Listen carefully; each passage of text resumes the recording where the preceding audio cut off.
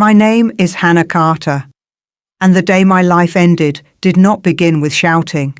It began with hope. I had just discovered I had won £52 million on the Euro Millions lottery. 52 million. I was standing in my kitchen in Birmingham, barefoot on cold tiles, holding a crumpled lottery ticket with shaking hands, while my 3-year-old son played quietly on the floor, completely unaware that his future had just changed forever. My first thought was not money. It was my family.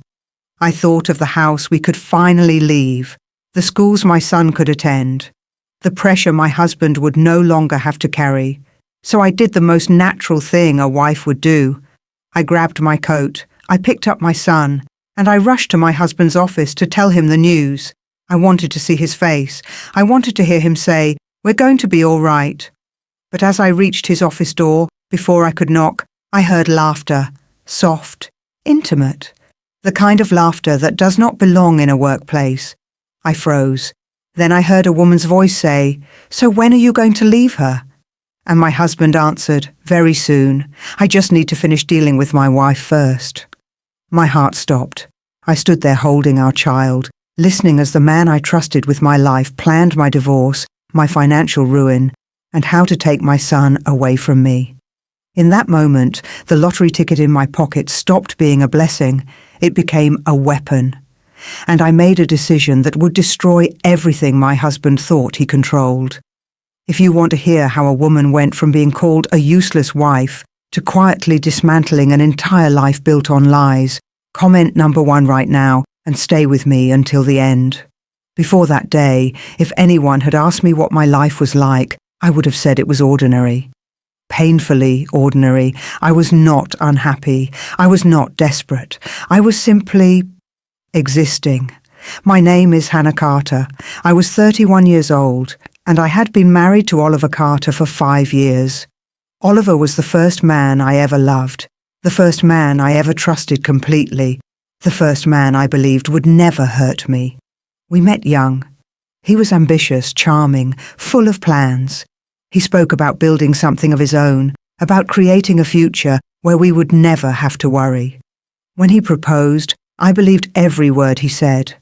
Our son Elliot was born 2 years into our marriage, and from the moment I held him in my arms, my world narrowed into one clear purpose: protect him, love him, be there. I left my job as a dental assistant not because Oliver asked me to, but because it felt like the right thing to do. Childcare was expensive, Oliver's company was still growing, and someone had to be stable, so I became the stable one. I woke up early every morning.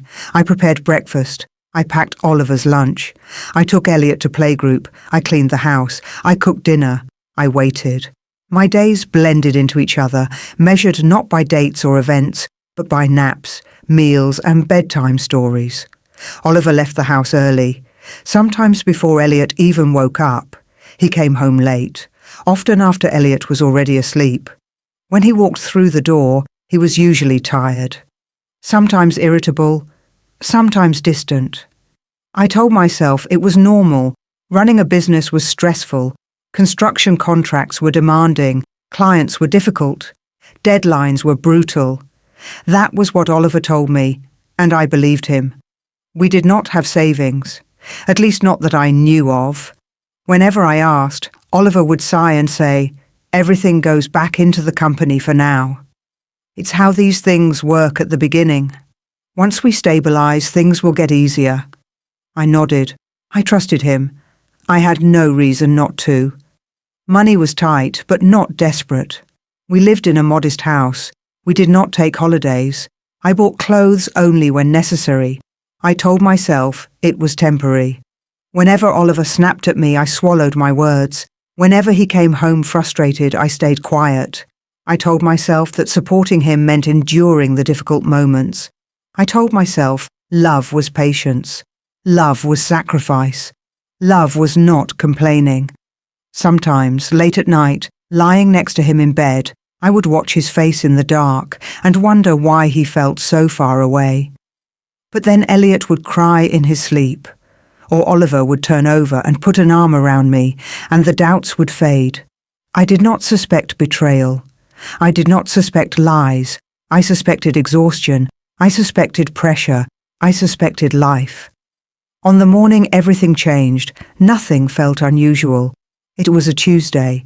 Grey sky, light drizzle, the kind of weather that makes the world feel muted. I fed Elliot his breakfast. I cleaned up his toys. I wiped the kitchen counter. While tidying, I noticed the lottery ticket stuck under a shopping list on the fridge. I had bought it the night before, almost by accident. I remembered the small corner shop, the rain pouring, the elderly woman behind the counter smiling gently and saying, "Try your luck, love." I had never played the lottery before. I did not believe in it. But something about her voice made me pause, so I bought a ticket, a quick pick, random numbers, no expectations. That morning, I looked at it and smiled to myself. A silly impulse, nothing more. Checking the results was almost a joke, until it wasn't. As I stood there, phone in one hand, ticket in the other, my entire understanding of reality shifted. But before that shock, before the tears, before the shaking, there was something else. Hope. I remember thinking, this will fix everything. Oliver would finally relax. He would smile again. He would not come home angry. We would be a family again. I imagined him lifting Elliot into the air, laughing, telling me we were safe now. That image was so clear, so comforting. It was the image I carried with me as I put the ticket into my coat pocket, picked up my son, and walked out the door. I had no idea that I was walking toward the moment that would strip away every illusion I had built.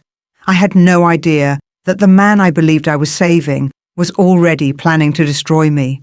And I certainly had no idea that the quiet, obedient woman I had been for years was about to disappear forever. Because once you hear the truth, you cannot unhear it. And once love turns into a weapon, there is no going back. I stood there frozen. The hallway outside my husband's office felt suddenly too narrow, as if the walls were slowly moving in on me. My arms tightened around my son without me realizing. His small body was warm, alive, trusting. Inside the room, the air was filled with soft laughter, the kind that should never exist behind a married man's door. I told myself I had misunderstood, that it was a client, a joke taken out of context. Anything but the truth my body already knew. Then the woman spoke again. "So, you really don't feel anything for her anymore?" Her voice was young, confident, intimate in a way that sliced through me. Oliver chuckled. Not the tired laugh he used at home, not the polite laugh he used with clients. This laugh was different, relaxed, cruel. "Come on," he said. "How could I feel anything? She lives in that little house bubble, cooking, cleaning, waiting. She believes everything I tell her." My knees went weak. He was talking about me. I pressed my back against the wall, afraid that if I moved even an inch, the sound would give me away. My son shifted in my arms. I quickly pressed my lips to his hair and whispered, "Shh, baby, stay quiet for Mummy." Then I heard the name. "Hannah won't suspect a thing," the woman said. "She looks like the type who would sign anything if she panics." I stopped breathing. Oliver replied without hesitation, "Exactly. That's why the debt story has to come first." Debt. My heart began to race. "What debt?" the woman asked. Oliver lowered his voice, but every word landed like a hammer. "A fake one, £60,000. Company losses, emergency loans, bad contracts, all properly prepared on paper."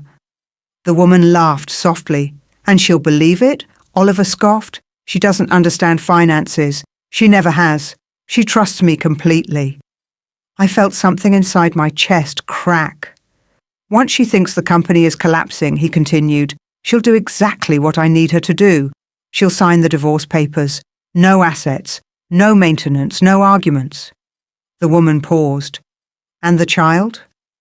There was a brief silence, long enough to make my skin prickle. "If she cooperates, she can keep him, for now," Oliver said. "But if she causes problems, I'll say she's unstable, postnatal anxiety, financial irresponsibility. I felt sick. Courts love that kind of thing, he added casually, especially when the father looks calm and reasonable. The woman exhaled slowly. And your real money? Oliver laughed, already pleased with himself. Transferred, every bit of it. The profitable contracts are under the subsidiary now, registered in my mother's name. By the time Hannah realizes what's happening, there will be nothing left to find. I had to clamp my teeth together to stop myself from crying out. This was not an argument. This was not a mistake. This was a plan. A plan designed carefully, coldly, to erase me, to turn 5 years of marriage into a financial execution. The woman moved closer to him. I could hear it in the way her voice softened. And after the divorce, she asked, when do we stop hiding?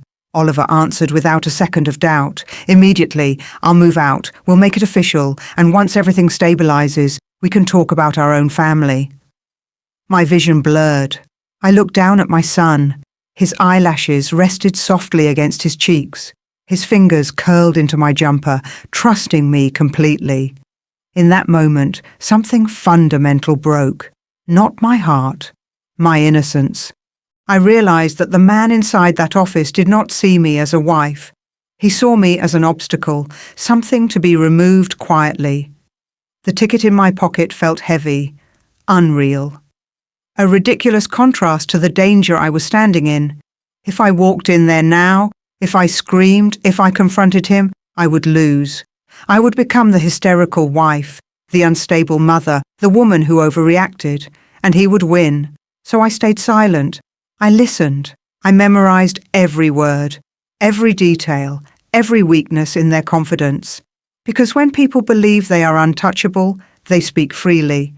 The woman laughed again. She really has no idea who she married, Oliver replied. She never did. That was the moment I understood that the man I loved no longer existed. Or perhaps he never had. I stepped away from the door slowly, carefully.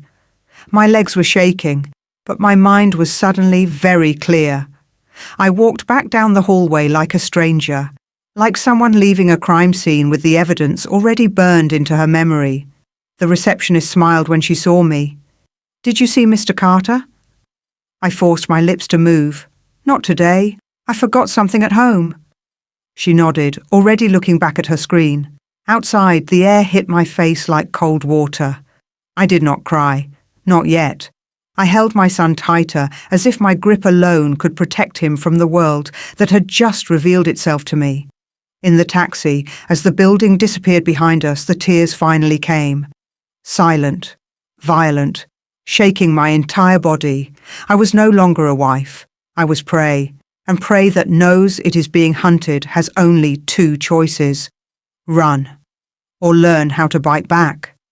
That night, after putting my son to sleep, I sat on the bathroom floor with the shower running so no one could hear me break. I cried for the woman I had been, the woman who believed patience would save her, the woman who thought love meant silence. But when the tears stopped, something else took their place: clarity.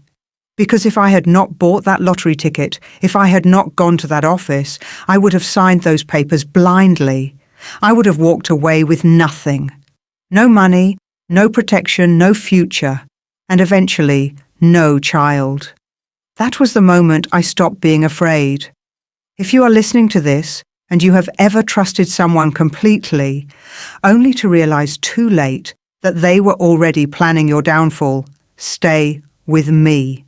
And if you understand what it feels like to hear your entire life collapse behind a closed door, comment number 2 below. Because from this moment on, I was no longer reacting. I was preparing. That night, I did not sleep. Not because I was crying, not because I was afraid, but because my mind would not slow down. For the first time since I became a wife and then a mother, I was not reacting. I was thinking. I sat at the kitchen table long after midnight, the house silent, my son breathing softly in the next room. On the table in front of me lay the lottery ticket, £52 million. A number so unreal it no longer felt like money. It felt like responsibility and danger. Because now I understood something clearly. Money does not save you. Money exposes you. If Oliver knew, everything would accelerate. The divorce, the manipulation, the lies. He would move faster. He would become careful. And I would lose the only advantage I had. Ignorance. He believed I was ignorant. That belief was my shield. I replayed his words again and again in my head. The fake debt, the prepared documents, the subsidiary under his mother's name. This was not a man acting on impulse. This was a man who had planned his exit long before I ever walked into that office, which meant I had to plan mine better. The first decision came quietly, but it was absolute. No one could know about the ticket. Not my friends, not my neighbours, not even my parents. Especially not my parents. My father was kind, honest, and incapable of keeping a secret born of shock and joy. My mother was different, careful, observant. A woman who had survived life by watching more than she spoke. If there was one person in this world who would protect me without question, it was her. But before I involved anyone, I had to test Oliver. The following evening, he came home late as usual. I served dinner. I kept my eyes down. I spoke softly. I played the woman he expected. Halfway through the meal, I said quietly, "I've been feeling unwell lately." He barely looked up. "Probably stress," he said. "Try to rest more." I nodded. Then I added, "I was thinking of taking Elliot to stay with my mum for a few days. Just until I feel better." That was the moment. If he panicked, if he asked questions, if he tried to stop me, I would know I was already being watched. Oliver paused for half a second. Then he shrugged. "That's fine. Might be good for you. Take some cash." He reached into his wallet and placed a few notes on the table. Less than £100. I thanked him. Inside, something hardened. The next morning I packed lightly. Old clothes. Nothing noticeable. I took a coach north, holding my son close, watching the familiar streets disappear. I was not going to rest. I was going to secure my future. My mother opened the door with a smile that faded the moment she saw my face. "What's wrong?" she asked. I waited until night, until my father had gone to bed, until my son was asleep. Then I told her everything, not dramatically, not loudly. I told her the truth piece by piece, as calmly as I could manage. When I finished, the kitchen was silent. My mother did not cry.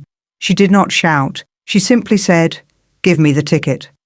I hesitated for 1 second. Then I placed it in her hands. "I won the lottery," I said, "but I can't claim it, not in my name." She looked at the numbers, then at me. "Because of him," she said. I nodded. My mother straightened her back, the way women do when they decide something is no longer negotiable. "I will do it," she said. "I will claim it. I will keep it safe, and no one will know." In that moment, I felt something I had not felt in a long time. Safety. We planned everything. The appointment, the paperwork, the anonymity request. The money would go into an account Oliver had no connection to. £36 million after tax. A weapon locked away. 3 days later, I returned home. I walked back into my life as if nothing had changed, but everything had. Oliver complained about work. I listened. He snapped. I apologized. He mentioned the company struggling. I looked worried. Then one evening, as I was folding laundry, he said, "We need to talk." I sat down slowly. "The company is in serious trouble," he said. "Losses, debts. I might have to file for bankruptcy." I felt my heart race, but I kept my face blank. "Oh God," I whispered. "What can we do?" He watched me closely. "Do you still have any saving?" he asked. I lowered my eyes. "No, I told you. I used it for Elliot's insurance." For the first time, I saw relief flicker across his face. A mistake. He thought I had trapped myself. He thought the net was tightening. From that moment on, the game changed. He became confident, careless, and I became invisible. That was my greatest advantage. While he believed he was cornering me, I was already 3 moves ahead. If you are watching this and wondering how a woman survives betrayal like this, understand one thing. I did not survive because I was strong. I survived because I stopped being emotional and started being precise. And if you want to see how that precision turned into a plan, stay with me. Comment number 3 below if you are ready for the next move. From that point on, I became exactly who Oliver believed I was. Slow, clueless, grateful. I did not challenge him. I did not question him. I did not argue. I agreed. I apologized. I waited. When he complained about work, I listened like a child being lectured. When he spoke about stress, I nodded as if I understood nothing. The more powerless I appeared, the more confident he became. That was the trap. Every morning, I woke up before him. I prepared his breakfast. I packed his lunch. I made sure he saw me counting coins in my purse, hesitating before buying milk, putting items back on supermarket shelves. Poverty is convincing when you perform it with discipline. At home, I stopped asking questions. No more, "How was your day?" No more, "Are you okay?" I replaced them with, "Sorry if dinner is late. I'll try to spend less." I know I messed up. Those words did something to him. They relaxed him. Men like Oliver do not fear anger. They fear awareness. And I had erased mine from his sight. The other woman, the one I never named out loud, became bolder. Oliver stopped hiding his phone. He stopped lowering his voice. Sometimes he would step outside to take calls and not even bother pretending anymore. Once I heard him say, "Yes," I told her. "She believes the company is finished." I stood in the kitchen stirring soup, my hand steady. Inside, I memorized everything. One evening, he came home unusually cheerful. "Good news," he said. "I managed to delay the bank for a bit." I looked at him, wide-eyed. "Really? How?" He waved his hand dismissively. "Connections. Don't worry about it. Just focus on Elliot." That was the first time he had openly separated me from adult conversations. And I let him. I smiled. "Thank you. I don't know what I'd do without you." He liked that. Very much. A week later, he brought her name into the house. Casually, carelessly. "Zoe helped me with some documents today," he said. "She's very efficient." I froze inside, but outside I replied softly, "That's good." "You need reliable people." He looked at me, almost surprised. Perhaps he had expected jealousy, suspicion, questions. Instead, he got approval. That night, he stayed out late. When he came home, he smelled different. Not of work, not of dust and sweat, of perfume. I pretended not to notice. I washed his shirt the next morning without checking the pockets. That act alone would have convinced any man that his wife was blind. I was not blind. I was documenting. Little things changed. He started leaving documents at home, bank letters, draft contracts, loose papers, things he never would have left before. He stopped locking his laptop. Once while he showered, I glanced at the screen. Not long, not obviously. Just enough to see names, dates, account references. I did not write anything down. Not yet. Knowledge matures better when it stays inside the head. The more careless he became, the more dangerous he was becoming to himself. And then he made the mistake I was waiting for. One evening, as I was putting Elliot to bed, Oliver leaned against the doorframe and said, "We might have to sell the house." My heart jumped, but my voice did not. "Oh," I said quietly, "is it that bad?" He nodded, watching my reaction carefully. "Yes, the bank is pushing. I don't want to alarm you, but we need to be prepared." I sat on the bed, my shoulders slumped. "If that's what we need to do," I whispered, "then I trust you." There it was. Trust. The word that had destroyed me. Now it disarmed him. He exhaled, relieved. "Good. I knew you'd understand." From that night on, he stopped pretending. He began to come home less. to sleep elsewhere, to pack small bags without explanation. When I asked, he answered vaguely, work, meetings, overnight site visits. I accepted every excuse, because every absence was another rope he wrapped around himself. One afternoon, he came home early and dropped a folder on the table. "These are some papers," he said. "Nothing urgent, just routine." I looked at the folder as if it were written in another language. "Should I read them?" He laughed. "No, it's boring stuff. You wouldn't understand." Perfect. That night, after he fell asleep, I opened the folder, not to read, to observe the logos, the formatting, the repeated names. Patterns always reveal more than content. I closed it carefully and placed it back exactly where it had been. I was no longer collecting information. I was collecting proof, and proof requires patience. If you strike too early, you scare the prey. If you wait too long, you lose momentum. The art is knowing when the enemy believes he has already won. Oliver believed he had. He spoke about the future as if I were not part of it. "Once things settle," he said one day, "I'll figure something out. Not we, not us, just himself." And still I nodded. Still I smiled. Still I thanked him, because the fool they underestimate is the most dangerous one in the room. If you are still here, watching this, ask yourself something. How many times have you been underestimated because you stayed quiet? Comment number 4 below if you understand this stage, because pretending to be weak was the strongest move I ever made. The idea did not come to me suddenly. It grew, quietly, relentlessly. Every time Oliver came home later, every time he spoke to me like I was already irrelevant, every time I saw papers pass through his hands that I was not meant to see, I understood one thing very clearly.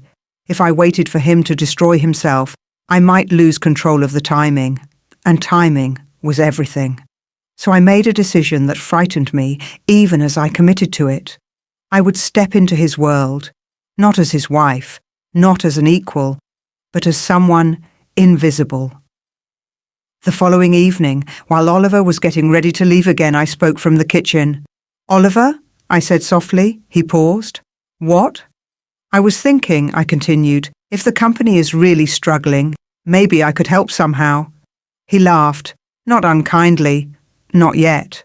"You? Help how?" I kept my eyes down. "I don't know. Cleaning, making tea, anything. So you don't have to pay someone else." That made him stop. He turned and looked at me properly, as if seeing me for the first time in weeks. "You want to work at the office?" he asked. I nodded, carefully. "I don't want to be useless. I know I caused problems. I want to make it right." The silence stretched. Then he smiled.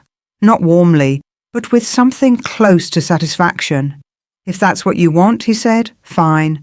But don't embarrass me." The next morning I dressed deliberately.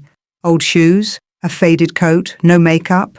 My hair pulled back tightly. I wanted to look small, tired, harmless. As I dropped Elliot at nursery, my hand shook. I kissed his forehead longer than usual. "Be good, my love. Mummy will be back." I did not know how dangerous this day would become, but I knew it was necessary. The office building was modest. Glass doors, grey carpet, the smell of coffee and printer ink. I had been there before, as Oliver's wife. This time, I entered as nothing. The receptionist looked up. Recognition flickered in her eyes. "Oh, hello," she said slowly. "I'm here to help today," I replied. "My husband said it was all right." She hesitated, then nodded. "Just wait here." When Oliver appeared, he was not alone. A woman stood beside him, slim, well-dressed, confident. Zoe. She looked at me from head to toe and smiled. "Ah," she said. "So this is Hannah." Oliver cleared his throat. "Yes, she'll be helping around the office for a bit." Zoe tilted her head. "How generous?" I lowered my gaze. Oliver clapped his hands. "Right, Hannah, you can start by making tea. Zoe will show you where things are." Zoe led me past the desks. Her heels clicked sharply against the floor. "So," she said quietly, "this must be difficult for you." I shrugged. "I just want to help." She laughed softly. "I'm sure you do." From that moment on, I understood my position. I was not an employee. I was a servant. I made tea. I cleaned desks. I emptied bins. People avoided my eyes. Some looked embarrassed. Some looked amused. Oliver barely acknowledged me. In meetings, he spoke loudly, confidently. He liked having me there, watching. It reinforced his power. Zoe was everywhere. In his office, at his side, laughing at his jokes. Sometimes, when I passed the door, I heard their voices lower. I never stopped walking. I watched everything. Which desks were locked, which computers were left on, who spoke freely around whom. The accounting corner caught my attention. 3 desks. One woman older than the rest. She worked quietly, efficiently, without joining the gossip. Her nameplate read Mrs. Parker. Zoe spoke to her sharply. "These figures need adjusting. Oliver wants them today." Mrs. Parker's jaw tightened, but she said nothing. I made a note of that. At lunch, most people left. I stayed. I ate a sandwich I had brought from home, sitting alone. Mrs. Parker sat nearby, opening a container of homemade soup. "You don't have to stay," she said quietly. "They don't pay you." I smiled faintly. "It's fine." She studied me for a moment. "You shouldn't let them treat you like this." I lowered my eyes. "I don't have a choice." Something changed in her expression. That afternoon, Oliver called me into his office. "Clean in here," he said, without looking up. Zoe sat on the desk beside him. "Don't touch any papers," Oliver added. I nodded. As I wiped surfaces, my eyes scanned everything. Folders, logos, company names. One document lay half open, a letterhead I had never seen before. Parker Holdings Limited. I memorized it. Suddenly Zoe stood. "I need coffee," she said. Strong. She brushed past me, leaving the office. Oliver followed her a moment later, muttering about a call. The door closed. I was alone. My heart began to race. I had seconds. I did not open drawers. I did not touch papers. I only looked. On Oliver's screen, a spreadsheet glowed. Accounts, transfers, 2 columns. One marked operational, the other marked external. My breath caught. This was it. Footsteps. I stepped back instantly, cloth in hand, scrubbing harder. Zoe returned first, then Oliver. Neither noticed. By the end of the day, my legs ached. My head pounded. But I was not afraid. I was focused. As I left, Mrs. Parker caught my arm gently. "Be careful," she whispered. "This place eats people." I met her eyes. For the first time, I did not look weak. I know. That night, lying awake, every detail replayed itself in my mind. The names, the patterns, the hierarchy. I had entered the lion's den, and I had walked out alive. If you think stepping into danger means you are reckless, you are wrong.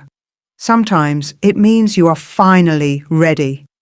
If you want to see what I found inside that office and how it nearly cost me everything, comment number 5 below. Because the next step was even more dangerous than this one. From that day on, the office stopped being just a workplace. It became a minefield. Every step I took, every breath I drew, had to be measured.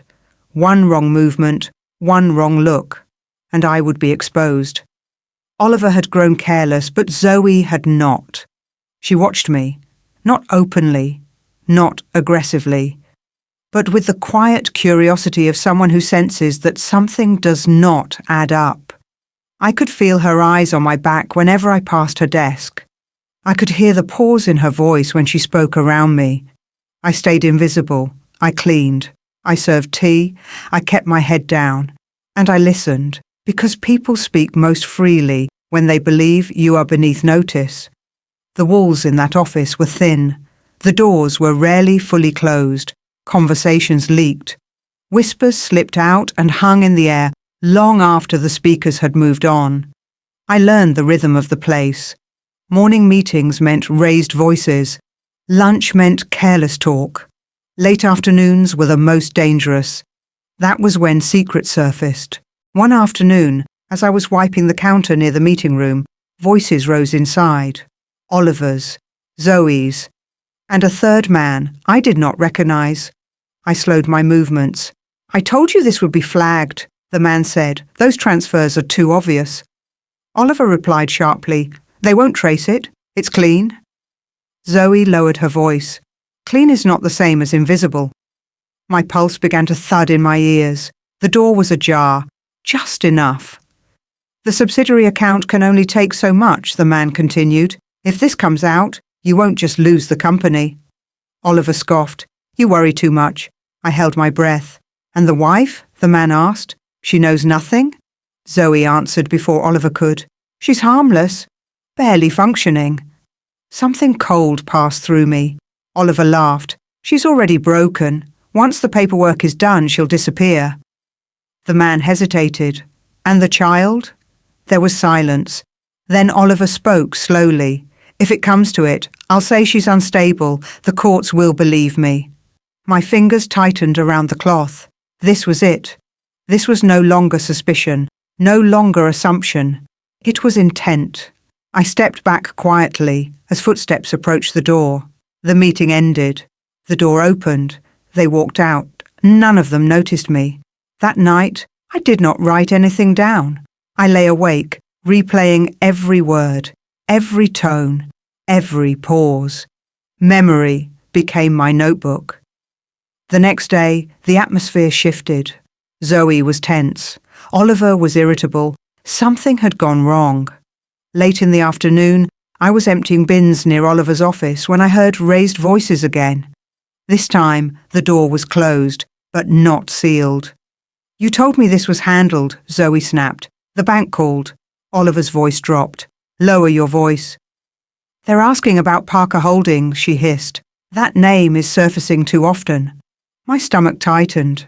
Parker Holdings, Mrs. Parker's company. The pieces were aligning. Oliver spoke again, less confident now. "It's just noise. Nothing they can prove." Zoe laughed bitterly. "Proof doesn't matter when suspicion grows." Silence. Then a sound that made my blood run cold. The click of a phone being placed on a desk. "I recorded the last meeting," Zoe said calmly, "in case things get ugly." Oliver froze. "You did what?" "Insurance." Everyone had insurance. That was the moment I understood how fragile this entire structure was. One betrayal stacked on another, everyone preparing to sacrifice someone else. I edged closer, my heart hammering. "If you go down," Zoe continued, "I won't go with you." Oliver's voice hardened. "Be careful." "I am," she replied. "That's why I'm telling you."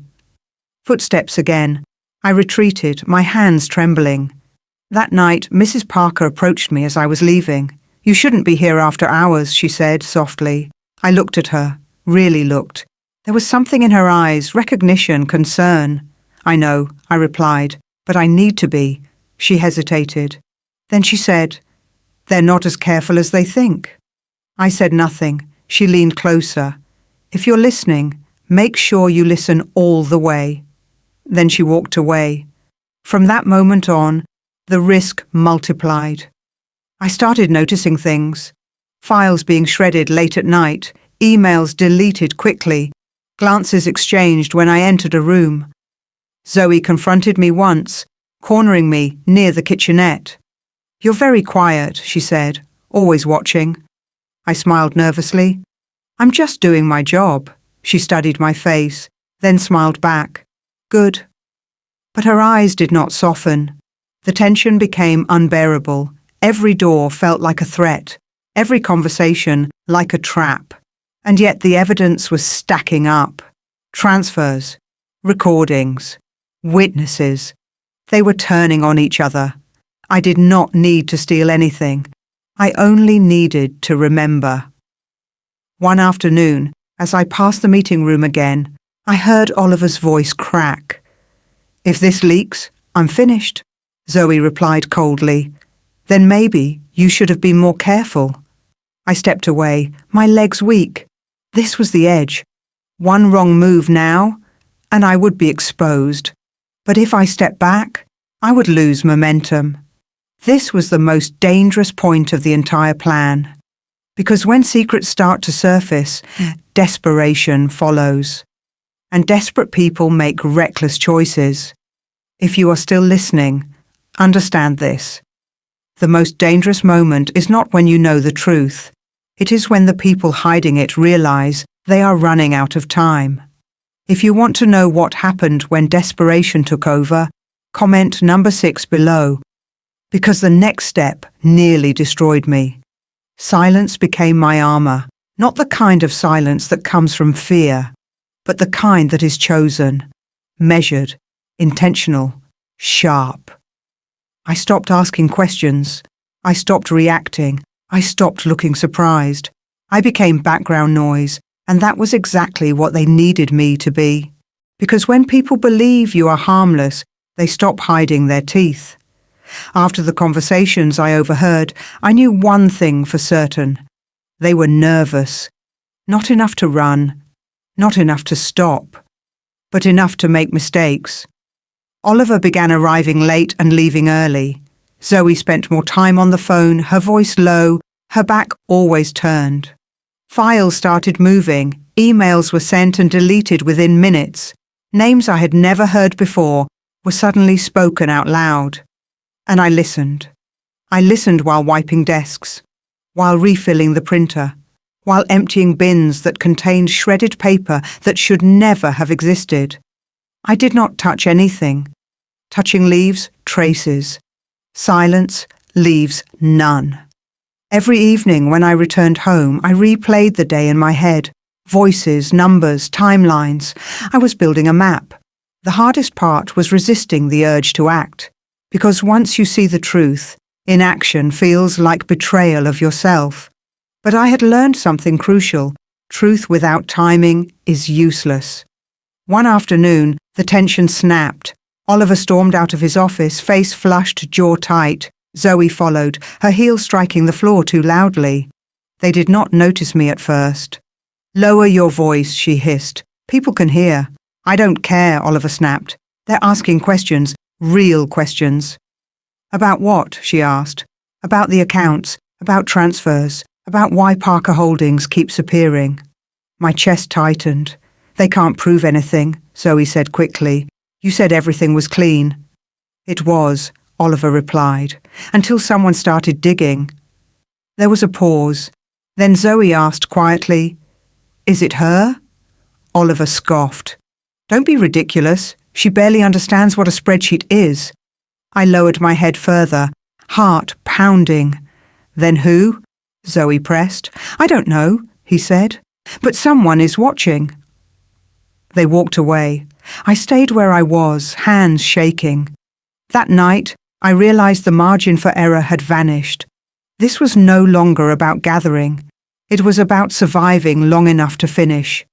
The next few days, I became even smaller. I arrived early, left late, spoke only when spoken to. And then, the near miss happened. It was a Thursday, late afternoon. The office was almost empty. I was returning cleaning supplies to the small storage room near the finance department. The door to the accounts office was open. Inside, the main computer screen was still on. A spreadsheet filled the display. Not the usual one. This one was different. My breath caught. I recognized the layout instantly. Real figures, real profits. The ones they pretended did not exist. This was it. The final proof. I stood frozen in the doorway. I did not step inside. I did not touch the keyboard. Instead, I memorized, line by line, column by column. But fate pushed me closer. Footsteps echoed in the hallway. I panicked. Instinct took over. I stepped inside the room and stood behind the door, heart hammering. The footsteps stopped. The door handle moved. The door opened. Zoe stepped in. She stopped. She saw me. "What are you doing here?" she asked. Time slowed. If I lied too quickly, it would sound rehearsed. If I hesitated, it would look suspicious. I chose something else. I chose embarrassment. "I'm sorry," I said softly. "I thought no one was here. I was looking for paper towels." She stared at me. Her eyes flicked to the computer, then back to me. For a moment, I was certain it was over. Then she laughed. "God," she said, "you scared me." I smiled weakly. "I didn't mean to." She waved a hand dismissively. "Just don't wander in here. These numbers would give you a headache." She closed the spreadsheet, shut down the computer, and walked out. I did not breathe until I was alone again. I locked myself in the toilet and sat on the floor, hands pressed to my mouth. That was how close I came. 1 second longer. One wrong word. Everything would have collapsed. After that, I knew. I had enough. The silence had done its work. They were starting to turn on each other, covering their own backs, recording conversations, saving copies. I did not need more proof. I needed to disappear. The following Monday, I did not go in. I called Oliver, voice trembling. "I can't come anymore," I said. "It's too humiliating. Zoe treats me like I don't exist." There was a pause, then relief. "Fine," he said. "Stay home." He did not ask questions. He did not care. He believed the story was ending. In reality, it was only reaching the final act. That night, I made copies, written notes, timelines, names. I stored them separately, safely. The silence ended there. Because silence is not meant to last forever. It is meant to prepare, and what comes after preparation is revelation. If you think the quiet was terrifying, wait until you hear what happened when I finally spoke. Comment number 7 if you are ready for the moment everything exploded.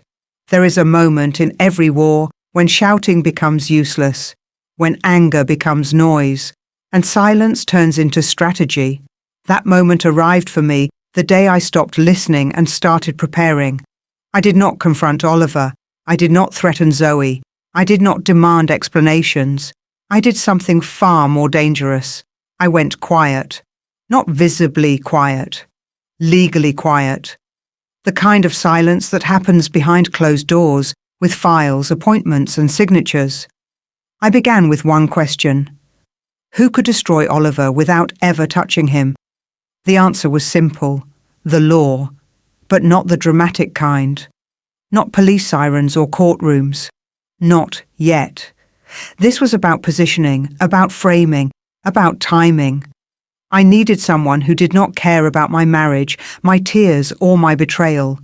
I needed someone who cared only about facts. I found him through a referral, a solicitor in London, mid-50s, grey hair, no sympathy in his eyes. He listened. He did not interrupt. When I finished, he leaned back and said, "You understand, this will be ugly." I nodded. "I am not here for pretty." He asked one question that mattered. "Do you have proof?" I slid the folder across the desk. Timelines, notes, names, dates, transfers, audio fragments. He flipped through slowly. Then he closed the folder. "This changes everything," he said. For the first time, I felt the ground shift. Not emotionally, structurally. We did not file anything. Not divorce, not fraud, not custody, nothing. Instead, we prepared. He explained it to me in calm terms. If we move too early, he will freeze assets, destroy evidence, rewrite history. "So we wait," I said. "We build," he corrected. The next weeks became mechanical. I signed documents without emotion. I authorized searches. I requested copies. Everything was done through third parties. Nothing led back to me. I learned words I had never needed before. Shell structures, beneficial ownership, deferred disclosure, pre-action protocol. Oliver continued his life unaware. He grew careless. He spoke more freely, moved money faster, assumed I was finished. That was the advantage of underestimation. One evening, my solicitor called. "They are bleeding," he said. "They just do not know it yet." The strike began quietly, not with Oliver, with the company, a formal request. Perfectly legal, perfectly polite. It asked for clarification, specific figures, Specific dates, specific transactions, nothing accusatory, just questions. Questions that could not be answered without lying. And lies leave fingerprints. Oliver panicked. I heard it in his voice that night when he came home. "Why are there letters from auditor?" he snapped. "Did you speak to anyone?" I shook my head. "No, I barely understand any of it." He stared at me, searching. Then he dismissed me. "Just stay out of it," he said. I almost smiled. The second move followed, a parallel inquiry, unrelated on paper, but deadly in effect. The subsidiary, the one under his mother's name, the one he believed invisible. The solicitor had found the weakness, a signature, one careless overlap. It was enough. Another letter, another request, another deadline. Still no accusations, only pressure. Oliver stopped sleeping. Zoe started shouting. Their alliance cracked. I heard it over the phone one night. "You said this was safe," she hissed. "It was," he snapped, "until someone decided to get clever." She laughed bitterly. "You mean your wife?" "She is nothing," he said. "She wouldn't survive a week alone." I held the phone in my hand and let him finish. Then I ended the call. Because now I was no longer acting. The final piece was custody. Not filed, prepared. My solicitor laid it out clearly. He will try to use the child when everything else fails. I already knew that. We assembled the narrative: stable home, primary caregiver, documented absence. We did not exaggerate. We did not need to. Facts are heavy. They fall where they land. Then we waited. The silence grew unbearable for them. Not knowing is worse than knowing. 2 weeks later, Oliver broke. He confronted me in the kitchen. "Are you doing this?" he asked. I looked at him calmly. "Doing what?" "Don't lie to me," he snapped. "Things are happening. People are asking questions."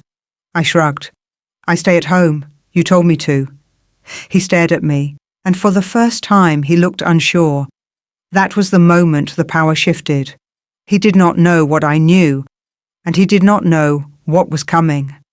The legal strike does not announce itself. It tightens. Quietly. Relentlessly.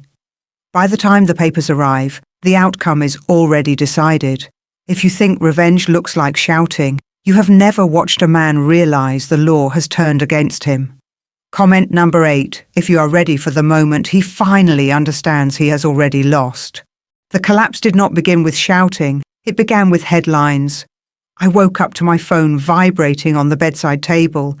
Message after message. Missed calls. Unknown numbers. I did not answer. I already knew. The first article appeared online just after 7 in the morning. An investigation into financial irregularities at a mid-sized construction firm. Questions surrounding offshore transfers. Links to a subsidiary registered under a family member's name. No names yet, just hints. By noon, there were names. Oliver's. By evening, there were photographs. Him leaving his office, his face tense, his jaw clenched. The man who once walked with confidence now walked like someone being chased by his own shadow. When he came home that night, he did not slam the door. He stood in the hallway as if unsure whether he still belonged there. "Did you see the news?" he asked. I looked up from the sink. "What news?" He stared at me, trying to decide whether I was lying. "They're investigating the company," he said. "Someone leaked information." I dried my hand slowly. "That sounds serious." For the first time in years he did not shout. He sounded afraid. The next days were relentless. Journalists camped outside the office, cameras pointed at the entrance. Former employees suddenly remembered things, accounts, meetings, conversations that no longer seemed harmless. Zoe stopped answering her phone. When she did appear, it was only to be photographed, shielding her face from the cameras. Oliver tried to hold the story together. He gave a statement, then another. Each one contradicted the last. The company issued apologies, then denials, then silence. Banks froze accounts, suppliers demanded payment, clients walked away, and the silence that followed was louder than any accusation. His family turned first. His mother called him screaming, asking why her name was suddenly everywhere. "I trusted you," she cried. "You said this was safe." His brother stopped returning calls. Cousins who once praised his success now avoided his name. Success is attractive, failure is contagious. At home, the atmosphere turned cold. He paced, he snapped, he blamed everyone but himself. "This is your fault," he said one night. "You brought bad luck into this house." I looked at him calmly. If that were true, it would have happened years ago. He did not reply. The real collapse came a week later. The summons, formal, official, unavoidable. He read it standing at the kitchen counter, hands shaking. "This isn't possible," he whispered. "They can't prove anything." I watched him carefully. "They don't need to prove everything," I said. "They just need enough." He looked at me sharply. "What do you know?" I met his eyes. "Only what I hear on the news." That was the moment he understood. Not everything, but enough to be afraid. The court date was set, and with it, the final exposure. Reporters filled the steps, cameras flashed, questions flew. Oliver arrived alone. No Zoe, no family. He walked past the microphones without answering. Inside, the room was suffocating. Evidence was presented calmly, methodically. Documents, transfers, patterns, no drama, no emotion, just facts. Oliver's solicitor tried to object, tried to delay, but facts do not bend to performance. When the judge spoke, the room went silent. An investigation was formally opened, assets frozen, further inquiries ordered. It was not a verdict, it was worse. It was the beginning of the end. Outside, the cameras waited. Oliver stepped out, face drained of colour. "Do you have anything to say?" someone shouted. He did not answer. He could not. His image the next morning was everywhere. From promising director to suspected fraudster. From respected professional to cautionary tale. Zoe disappeared completely. Friends distanced themselves. Business partners denied knowing him. The man who once controlled every room now could not control the narrative. At home, he broke. One night, long after midnight, I found him sitting at the table, head in his hands. "I didn't think it would end like this," he said. I stood quietly. "I built everything," he continued. "I deserve better than this." I spoke then. "No," I said, "you took everything, and now you are surprised that there is nothing left." He looked up, eyes red. "You did this," he said softly. I did not deny it. "I let the truth do what it always does," I replied. "It surfaced." He laughed bitterly. "You think you've won." I shook my head. This was never about winning. He stared at me, confused. It was about ending it. The next morning he moved out, not dramatically, not angrily, quietly, with a single suitcase. The house felt lighter after that. The world had seen him fall. But what mattered more was that I was still standing. If you are watching this and wondering how quickly a life can collapse, understand this. It does not happen in a moment. It happens when lies are exposed to light, and light is patient. Comment number 9 if you want to hear what happened next, because the final reckoning was still to come. The final reckoning did not happen in a courtroom. That was only paperwork.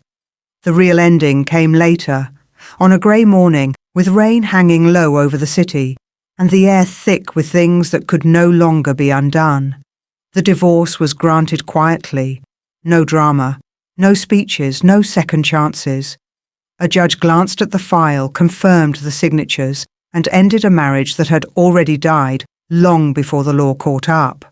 Oliver did not look at me, not once. He sat rigid in his chair, hands clasped, jaw locked. A man who had lost everything and was still trying to look in control. When it was over, I stood up, smoothed my coat, and walked past him without a word. That silence hurt him more than anything I could have said. But it was not the end. 2 days later, the knock came. Not at my door, at his. I was not there to see it. I heard about it later, from the news, from whispers, from the look on his face when I finally did see him again. He was leaving his solicitor's office, still trying to argue, still insisting this was all a misunderstanding. The car doors opened. Uniformed officers stepped out. "Oliver Grant?" one of them asked. He laughed. A sharp, disbelieving sound. "This is absurd. You have no right." The handcuffs came out, cold, metallic, final. His voice rose. His composure shattered. "Wait, wait, you don't understand. I can explain." They did not listen.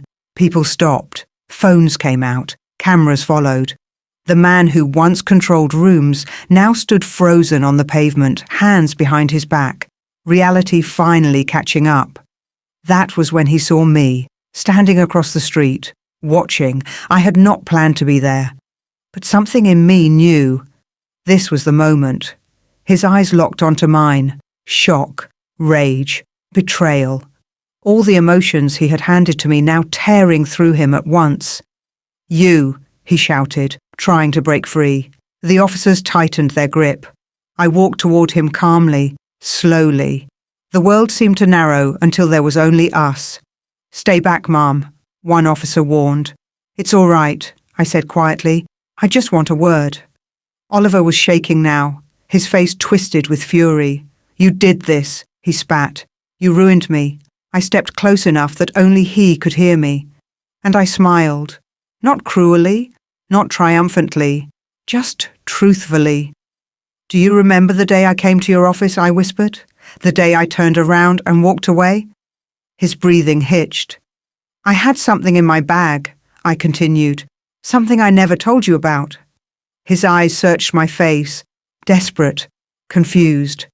"I won the lottery," I said softly. "That morning, 50 million. The colour drained from his face. For a second his mind refused to accept it. Then it hit him, like a physical blow. "You're lying," he whispered. I leaned closer. So close my words became unavoidable. "I was going to tell you," I said. "I was going to give you everything." His mouth opened, closed. A sound escaped him that was not a word. "You threw it away," I finished. "You chose Zoe. You chose greed. You chose to destroy me." Something inside him snapped. He lunged forward, screaming, thrashing. "You were mine. That money was mine." The officers restrained him, forcing him down. His voice broke into a howl, a sound of pure madness. People stared. Cameras recorded. The moment was irreversible. I stepped back. "Goodbye, Oliver," I said calmly. "Enjoy knowing exactly what you lost." He screamed my name as they dragged him away. I did not look back. Weeks later, the verdict came. Fraud, asset concealment, tax evasion, convictions stacked neatly, one after another. The sentence was long enough to erase any illusion of return. Zoe disappeared from the story entirely. No interviews, no statements, just silence. I moved on, not dramatically, not loudly. I took my son's hand. I bought a small house by the coast, a place filled with light. Mornings became slow, safe. Laughter returned. Sometimes, when I watched my son sleep, I thought about how close I came to losing everything, and how quietly I had won it back. Not through shouting, not through revenge, but through clarity. Because the truth is this: power does not come from money. It comes from knowing your worth and refusing to let anyone rewrite it. If you are still listening, remember this: some endings are not loud. They are precise. And when the final door closes, the only sound that remains is peace. If this story moved you, tell me where you are listening from. And remember, sometimes the sweetest victory is simply walking away with your life intact. They say life returns to normal after the storm. That is not true. Life does not return. It rebuilds, quietly, differently, with new rules. Months passed, not the kind that rush forward, but the kind that stretch gently, like mornings without alarms and evenings without fear. My son grew taller, stronger, louder. He laughed freely now. the kind of laugh that fills rooms and reminds you why you survived. We moved to the coast, not because it was dramatic, but because the sea does not ask questions. It simply exists. I bought a small house with wide windows and light that moved across the walls as the day passed. No luxury, no excess, just space to breathe. Some mornings I woke before dawn and stood by the window, watching the horizon change colour. In those moments, I felt something I had not felt in years. Stillness, not emptiness. Peace. People often ask if I feel angry, if I still think about him. The truth is, I do not think about him the way I used to. He has become a lesson, not a wound. A chapter, not the story. The court process ended quietly.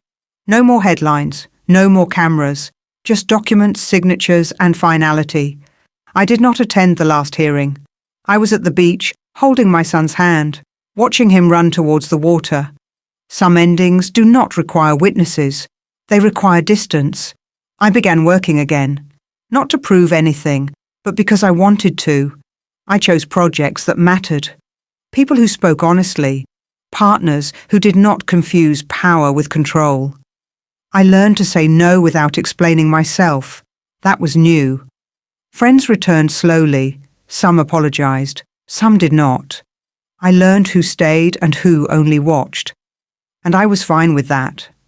At night, after my son fell asleep, I sometimes sat on the terrace with a cup of tea, listening to the wind. I did not replay conversations anymore. I did not rewrite moments.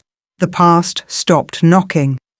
One evening, my son asked, "Mum, are we happy now?" I did not answer immediately, because happiness is a heavy word.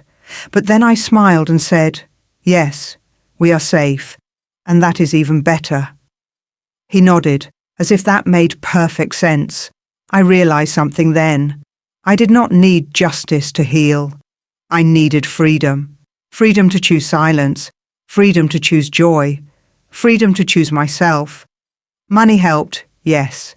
It created space, security, options. But it did not save me. Clarity did. Knowing when to leave, knowing when to wait, knowing when to speak, and knowing when to walk away without looking back. If you are listening to this and wondering whether it is possible to begin again, let me tell you something gently. You do not need to be loud. You do not need to be perfect. You do not need revenge to move forward. You need truth and time and the courage to believe that your life is not defined by the worst thing that happened to you. Sometimes the bravest thing you can do is choose a quiet ending and a softer beginning. If this story stayed with you, I would love to know. Where are you listening from? And if you feel comfortable, tell me one thing you are letting go of. Because stories like this do not end on the screen. They continue in the lives of the people who listen. Thank you for being here. And when you are ready, there is another story waiting for you.